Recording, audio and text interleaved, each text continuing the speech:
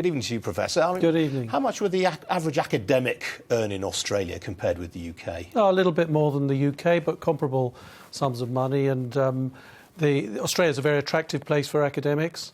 Wonderful lifestyle, great universities, and lots of opportunities. Terrifyingly expensive.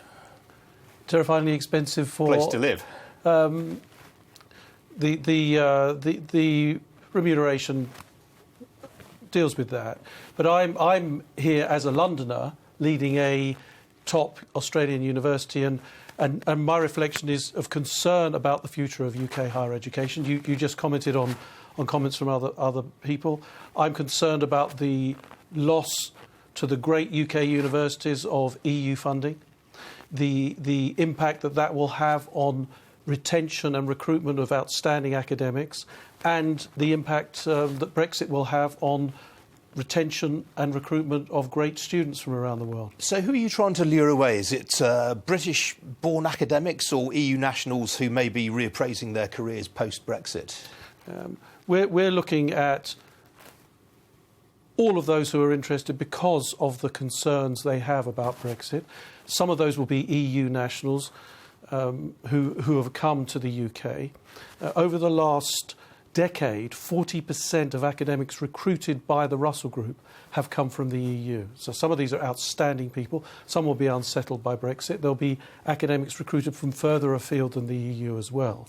Now, so I have mixed feelings about this, of course. On the one hand, I'm very concerned for the future of the UK. You'll have just seen the Times higher rankings where the UK has done very well. Oxford and Cambridge are number 1 and 2.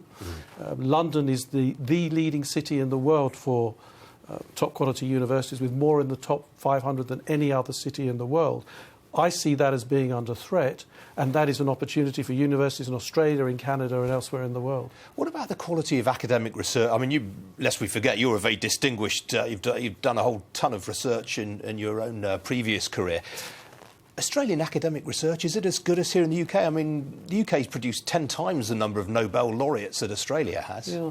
Australia does very well. It has 6 universities in the top 100 in the world. Per capita, Australia is extremely good, and there's a lot of ambition, and Australian universities are relatively well funded.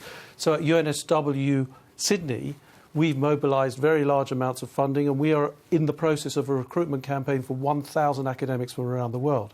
We're looking for outstanding individuals from anywhere in the world. We look in Asia, we look in North America, and we're also very much looking in the UK. We're also have a very large number of international students. That is a very important part of the British economy and the Australian economy, and many of those students will now be looking very favourably at a place like Australia. Very, very briefly, though, hasn't the Australian government just cut higher education funding for the next couple of years? The Australian government is proposing to cut higher education funding in Australia. That's a major concern for us. We think that's a bad mistake for the economy, for attracting great people, for driving innovation into commercialisation and manufacturing. So we're fighting hard on that point. All right, Ian Jacobs from the University of New South Wales. Thank you for joining me. Good to see you. Thank you.